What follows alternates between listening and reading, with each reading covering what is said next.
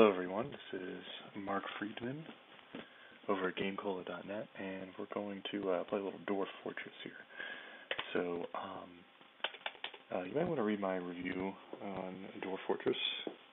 Did back in 2013, maybe it was 2012, I don't remember.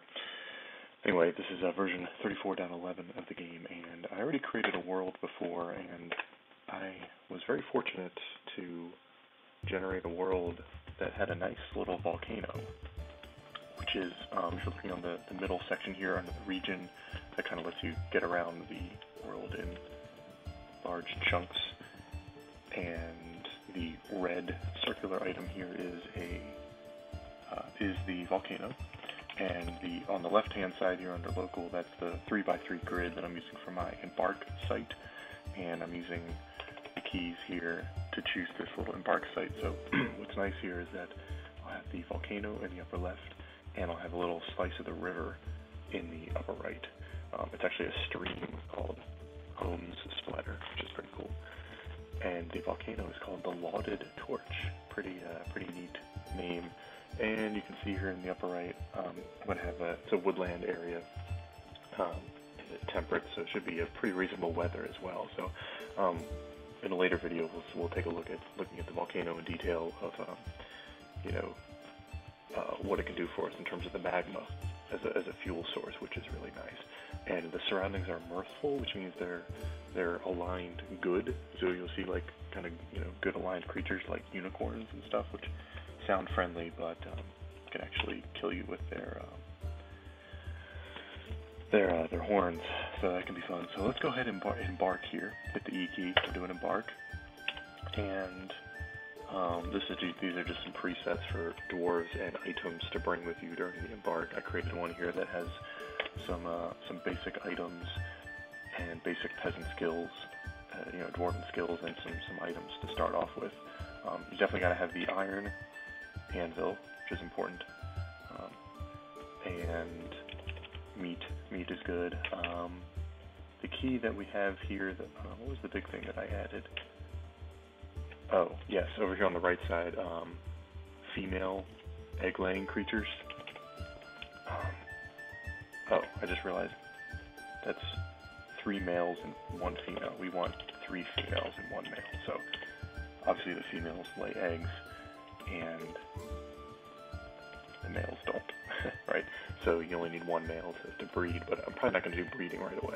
I want to have as many egg layers as possible, but I want to keep the male around in case I do decide. I got a few dogs here I can train for hunting and war gathering. Some more stuff is good. And sorry, just checking my audio. And I brought a couple of geese. Geese mature quickly and lay eggs as well. So I think we have everything we need. Let's go ahead and name the fortress. So I'm going to come up with a GameCola related item here. So this allows you to choose English words, and it gives you the Dwarven equivalent, GameCola. So it chooses a random one by default. So I'm going to come up with the thing closest to GameCola, which the best you can do is game drink. Game drink.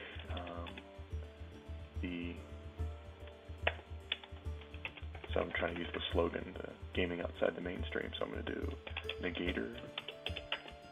negator of streams, or as it translates to, Bakator Kezmeban. That's the name of our fortress. So that works out pretty well. And then I'll set on a capital G down here for name group, which is the name of the group. And randomly it transfers the Entangled Barricade. That sounds like a pretty cool name, so let's just stick with that. And we're good to go. Go ahead and embark. It's lowercase e, and it's going to load up. This is kind of the boilerplate message here, and yeah. I forgot to check my civilization screen, so it's saving the game initially here, which is fine. I forgot to check my civilization screen. I looked at this before, and I think one of the elven civilizations doesn't, or is at war with the elves.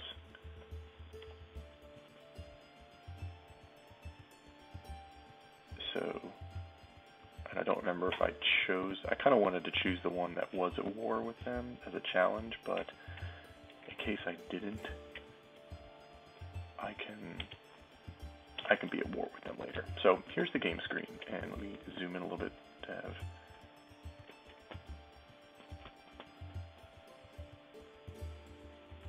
It should be a little bit easier to view. So we got the green items here on trees. So I'm not really going to do this as a tutorial because there's plenty of tutorial videos on here. I guess it'll be a fast-paced tutorial. So over here is the caravan, and we have our turkeys over here that I'm highlighting with the mouse. And we have the different dwarves over here. The gray one is who's set up to be a miner for digging. And then over here I have a stone crafter, a carpenter.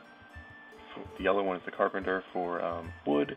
The brown one here is a farmer for planting, planting farms and so forth. The white one over here is he's the expedition leader, and he's probably good with stone detailing and engraving and such. So I'm using the comma and period keys, or the left and right caret keys, to go up and down in Z levels. And as you see over here, this region is the volcano. So the blue is just open space, and then as I drill down, you see we're getting closer to the lava, but it's still open space. The sevens here indicate the height level of the fluid, which is magma in this case, which is the highest level. Now, the level I'm at here is actually open space. It's just you're looking down one Z level down. So if I step down again, then we're looking at the actual lava here in the volcano. Now, the volcano won't erupt, but the key with the lava is that we'll be able to use it to fuel our metals forges and smelters, so that we don't need to burn coal or charcoal for the process of heating up the metals and such. So zoom back by pressing the F1 key to go back to the caravan. So the caravan is going to have all those items that we had on our inventory screen, the copper, the picks for digging and things like that. So I think I'm going, so this is the surface here. The black area is the kind of the area above us, so we can dig straight across here. So we're going to want to create an entryway. I'm going to check out some of these rocks here. So, okay, so we got obsidian here. Obsidian is good. It's a good base stone to start off with. I think I'm going to, let's see, I want to be kind of near the volcano, so I don't have to go too far. I like the obsidian being there. I think this yellow stone is gold. No, pyrite.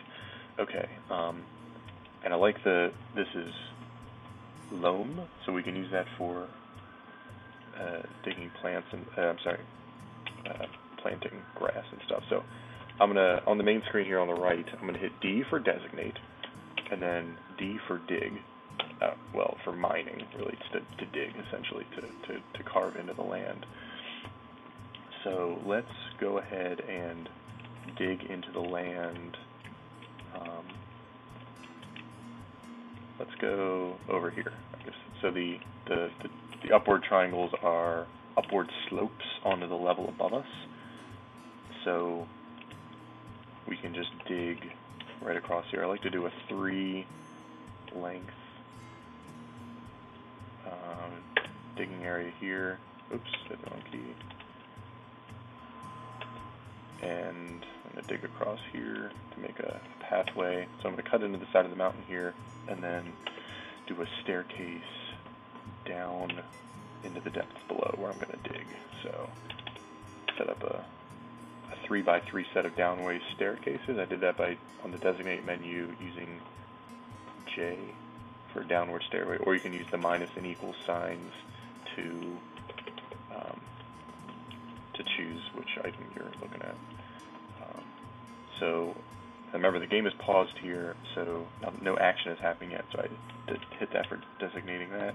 I'm going to do D designate and then T for chop down trees. And I'm going to set some of these trees up for wood chopping so my carpenter can get some wood. So I did that. So the trees that are highlighted in black, those are designated for chopping, and the wood chopper will get to that when he's able to. I'm going to create a wood stockpile to store the wood. So I hit P for stockpile, and then W, yes, W for wood. So wood stockpile, by default, it carries all the wood, or it holds all types of wood. And I'll just make a little section up here for the wood. Actually, I'm going to make it closer to where those trees are so it doesn't have to go quite as far. So, designate this here. It's a pretty good size wood. And if you use the look command, K, or you can hover over with the mouse, you see there's different kinds of trees. We got maple, ash, oak, more ash, birch, so kind of, forest type trees. The wood have different weights and different colors, so a heavier wood will be harder to haul and chop, perhaps. So we got that there, and we also got some lakes. So the blue is water. This is indicating here that there's slopes for the water, slopes down into the lake, and then here we have the actual it's open space into the actual water here. So we got murky pools. So this can be used for fishing. And then in the upper right here we have the little river. So this is flowing in one of the two directions. You can figure that out once the game is actually running at full speed. But we can channel into that river and direct it for whatever we need to later on.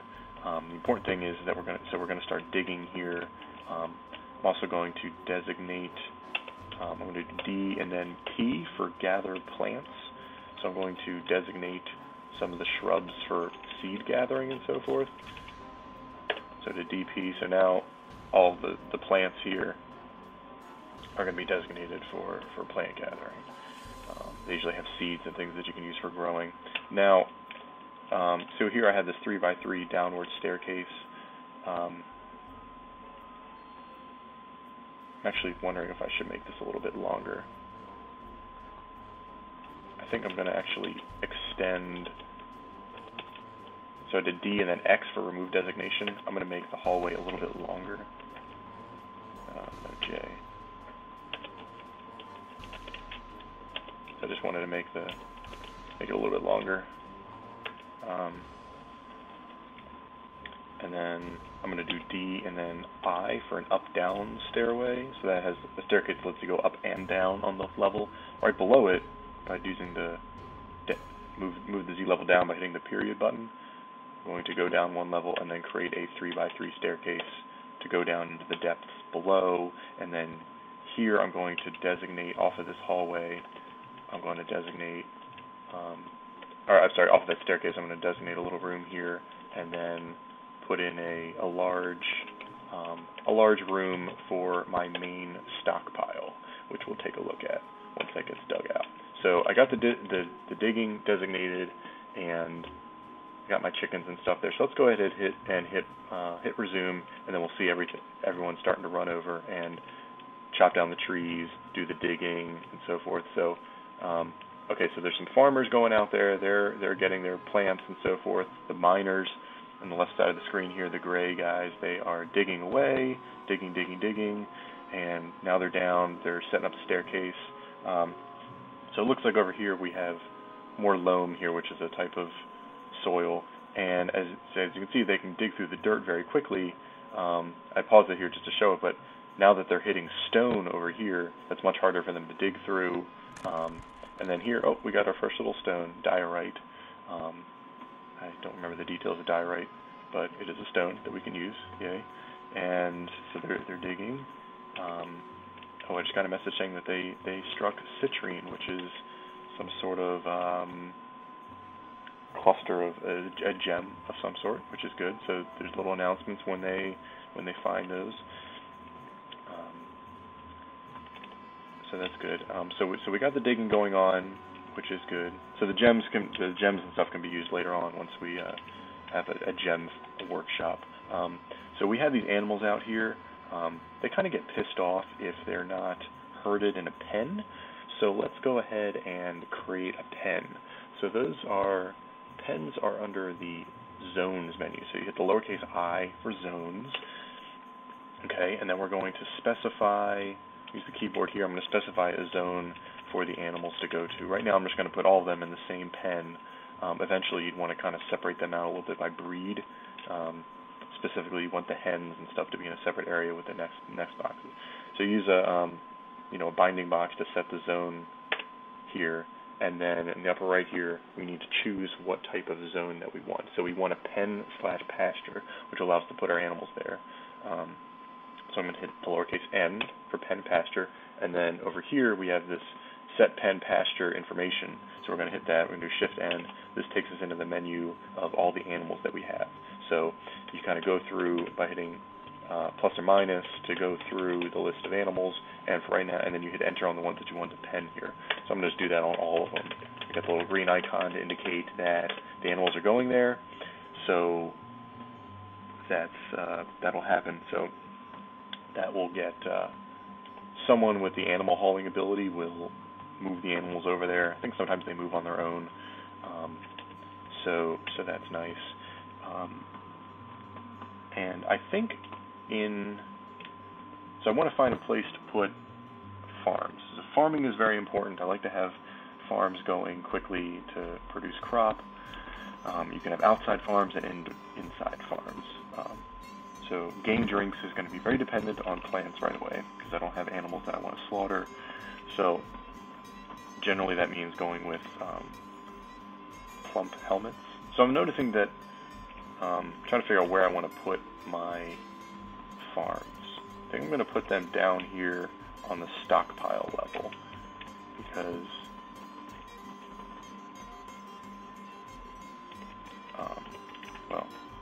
because there's still a lot of soil down here.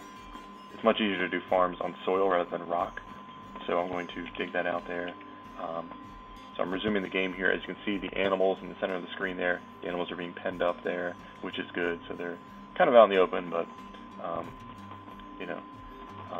and as you can see in the upper right here, we have idlers. We have a bunch of guys that aren't able to really do anything yet. But as soon as I get that farm dug out, then they'll be able to start farming.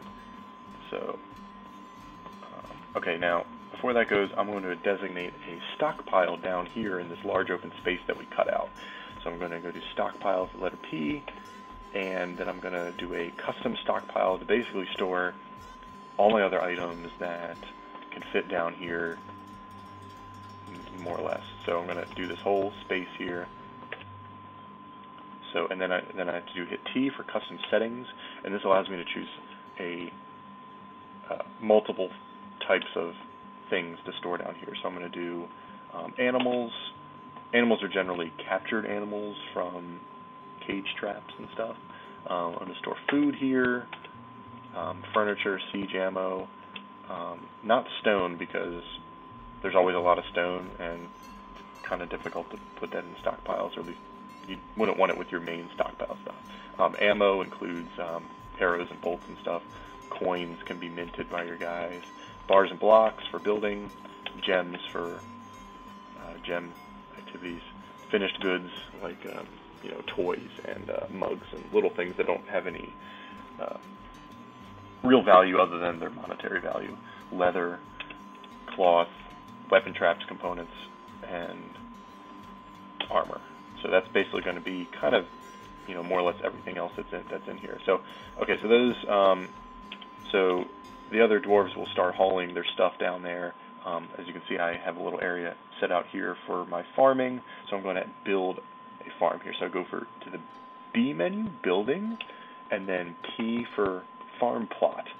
Now the setting up of the farm here is a little different, because you use the U, M, K, and H to set your width and height.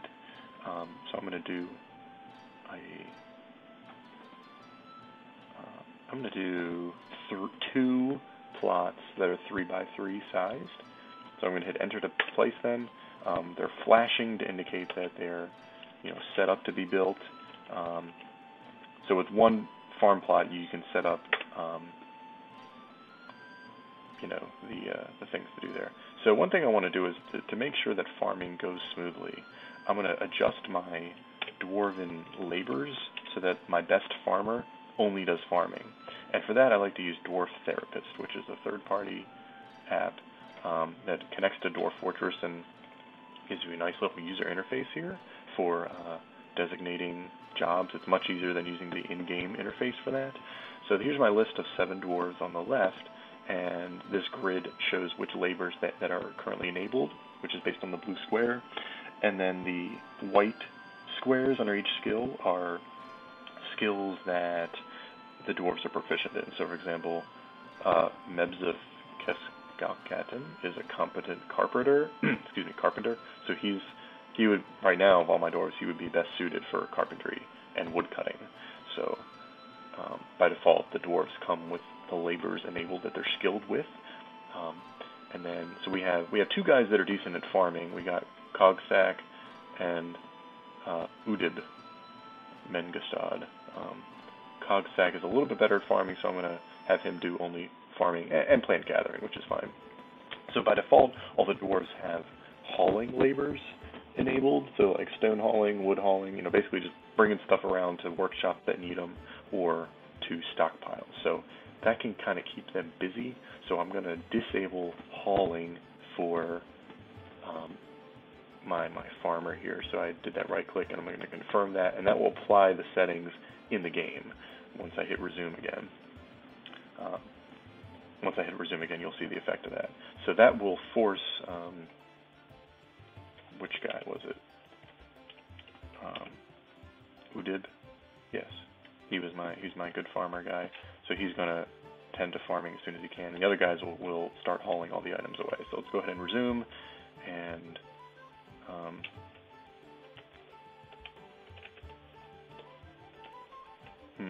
kind of surprised no one is bringing items to my stockpile. Let's see what happened. Oh. It looks like when I was setting the stockpile up, I didn't confirm the settings, so I'm going to have to reset these. Enable animals, food, furniture, ammo, bars, blocks, gems, finished good, leather, cloth, weapons, armor. Sorry about that. Okay, looks like it's stuck now. Okay, so now we got idler 0 now that I resumed. Everyone's bringing stuff over, so you can see here we got cave weed seed bags and so forth going in. Now, while I was while I was running, the farms got completed. So I'm going to hit Q to go to my building/workshop configuration screen. So when you highlight over a building, a farm plot is essentially a building. This gets me into the settings for the individual buildings. So here you can choose, because I'm underground, I have a choice of these 4 crops I can plant. And then I use A, B, C, and D to switch between spring, summer, autumn, and winter for which season. So we started off you always start off in spring. So I'm going to go with plump helmets for all 4 seasons. So I used A, B, C, and D to do that.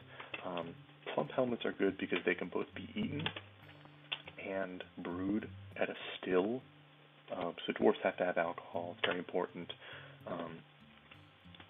So we can do that. The important thing is if you're eating the plump helmet either as a cooked item or eating it raw, the whole plump helmet is gone. But if you brew it at a still, then you're going to have. Let's go with sweet. Yeah, let's go plump helmets, and we'll do sweet pods in summer and autumn. You're going to have, if you brew it, then you're going to have the seeds left over, which you can then plant again and grow more crops. So let's do. It's good to mix it up a little bit. Sweet pods. Okay, so sweet pods can only grow in the summertime. Sweet pods can be used to make rum, which is good. And then, of course, during the wintertime, plump helmets are really all that you can make for food. Dimple cups, I don't think, are actually food. Okay, so we got guys chopping wood. Let's designate some more trees for chopping. Let's go down here, designate some more trees, because wood is very nice. And so that's very good.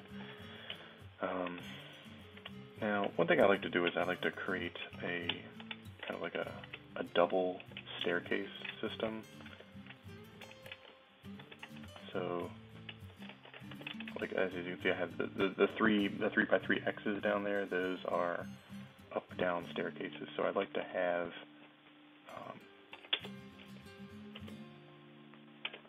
like two staircases on either side of the fort, you know, like a north and south stairwell. So let's go ahead and set those up down here. Oops, sorry, those are supposed to be up-down staircases as well. The I key.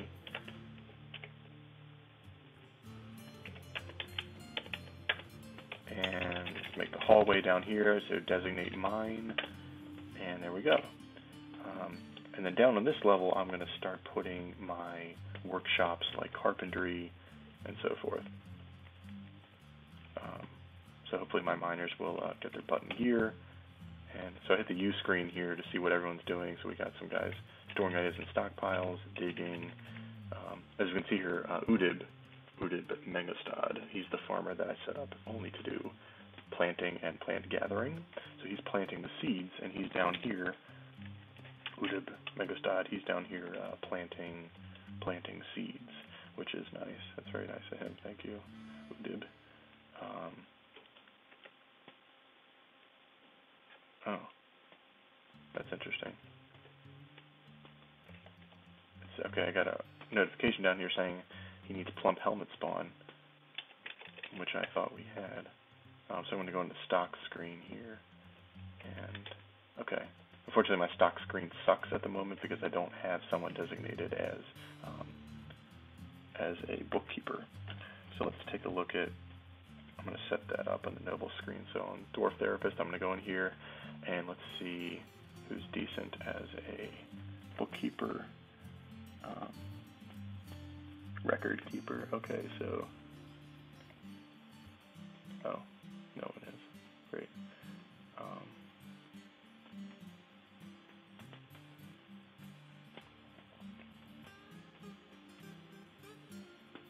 Okay, let's just go ahead and hit Sagoon. Let's just set him up to be all the nobles screen. So nobles have like certain abilities.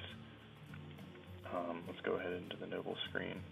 I don't really have anyone that's particularly skilled at any one thing. I got Fast Eritali, he's a decent appraiser. Okay, so I'm going to hit N for nobles, and basically you start off with your expedition leader, and then that's kind of it. So broker, broker's important. He's the one that conducts trade, and so you want someone that has the appraisal skill, which Faf Eritali, she has that skill. So she's now the broker, which is good. So she's the main person to conduct trade when the trade caravans come. Bookkeeper keeps your stock screen up to date. He spends time keeping the books. I don't have one that has any relevant skills, so I'm just going to go ahead and assign Sagoon Amalaral, who's like the expedition leader. He can do that. And I'm also going to set him up to be the manager for the hell of it. So you notice here the require tag is now red.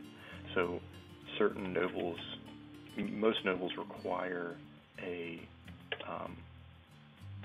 certain holdings, like a special bedroom or an office, what have you. So he needs a meager office, which is basically a room with a table in it that is assigned to him. So we're kind of far away from having rooms for that, but we got that one guy there. So we're rolling along here, and people are hauling stuff to the stockpiles, which is good. And let's see.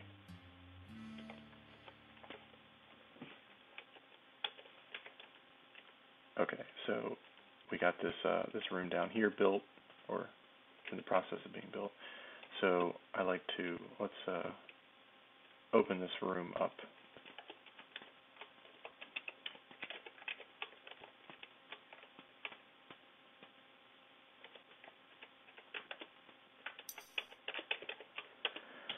So I have a nice wide open space here, and we're going to put some workshops in there in a little bit. Ooh, I struck native gold. How nice. Yes, the yellow stones here are native gold, and native gold has some pretty good value to it, right? Just the nuggets itself is worth 90 dwarf bucks, which is the symbol up here. So Now you got to be careful with having a lot of value in your fort, because more value means more enemies coming towards you. So while it's good, good to have that. Okay, so we, you got to be careful. So as you can see here, we have our farmers. They found where the plump helmet spawn were. Plump helmets are mushrooms, and the spawn is the fungal part that grows. So they're planting that there, and we should have some plump helmets in a little bit, which is good. So we're digging. Let's see. So we got some idlers here. Let's chop down some more trees. Trees are good.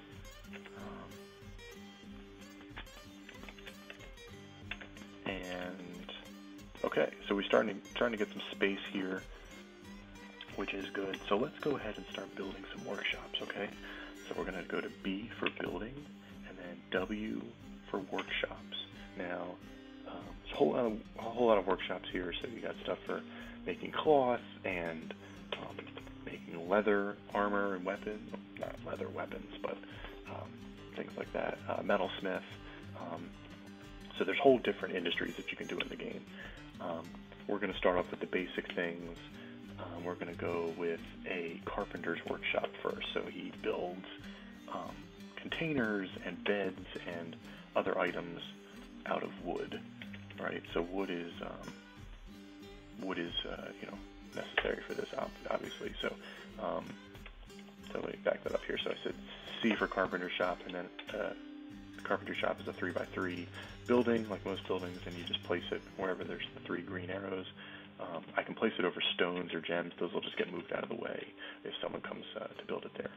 So we're going to place it there, and then this comes up with a list of resources you can use to build the structure out of. It just takes one of these resources, and you can use which one that you want to build it out of. So the closest thing is cobaltite. It's three tiles away.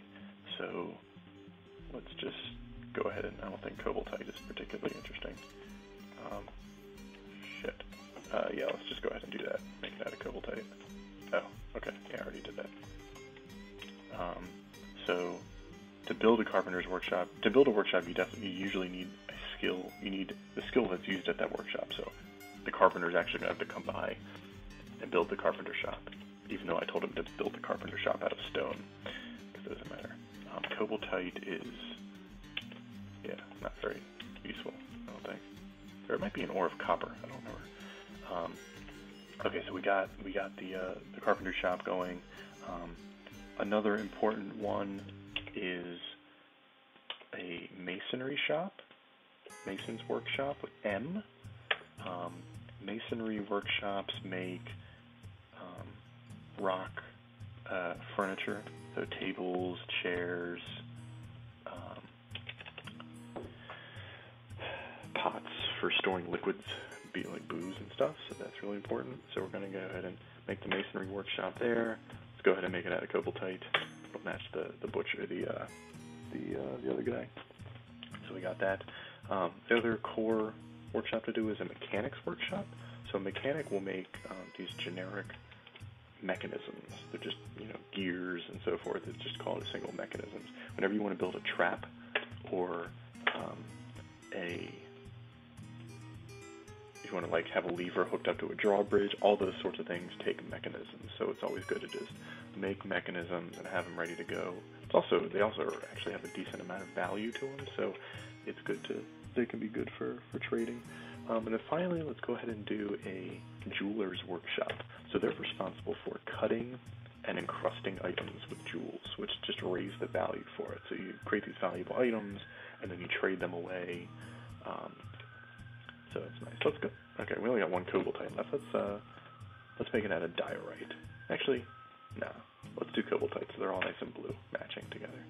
Okay. So you need to have someone with the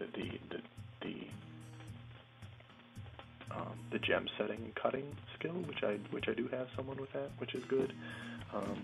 So I designated those 4 buildings, and hopefully someone will come by and start building those relatively soon. So we got this guy coming down here to set up the jeweler shop. He's building it, and it's built. We got the masonry guy. He built the mechanics workshop. and then someone's coming by to build the masonry shop, and then the woodcutter, the other guy, is building that. So that's very nice. Okay, so I got all 7 dwarves are idle, which is not great. So let's designate some more trees for chopping. Designate some more trees, and we got the farm plot. Oh, nice. The farm plots are all full of plum helmets, so once those grow, we'll have some more plants to harvest. So we got the workshops here, which are good. Now, what's useful is to have the resources that the workshops need nearby the workshop. So what I like to do is I like to dig basically digging a stock room underneath the workshop. So what I'm going to do is I'm going to cut into the this tile here and create a downward stairway, and then 1 Z level down, I'm going to create an upward stairway so that when they walk down, they can walk back up to the workshop. And then from there, I'm going to designate a little room here to serve as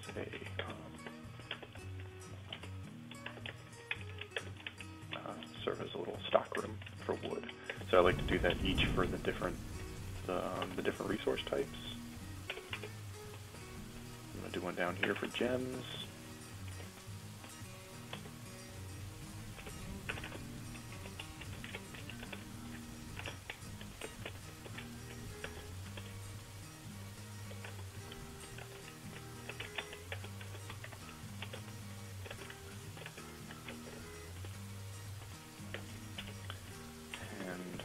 Now the mechanics and the masonry shop, they're both using stone, so I'm going to just do 2 downward staircases here.